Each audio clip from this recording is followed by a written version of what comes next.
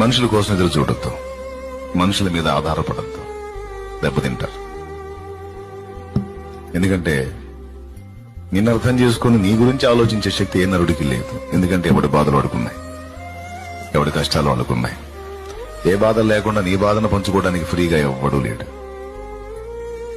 అందరి బాధలు ఎరిగి అందరిని అర్థం చేసుకుని అందరికి అందుబాటులో ఉండే శక్తి, దమ్ము, అనుకూలత ఒక్కడికే ఉంది, యేసయ్యకే ఉంది.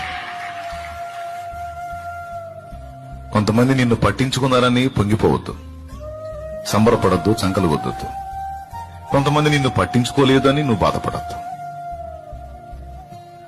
నువ్వు వేడుకోవాల్సింది, ఎదురు చూడాల్సింది, తన వేసుకోవాల్సింది, ఆశపడాల్సింది ఆ ఒక్కడి కోసమే, నా ప్రభు అయిన యేసుక్రీస్తు కోసం, నజరేయుడైన యేసు కోసం.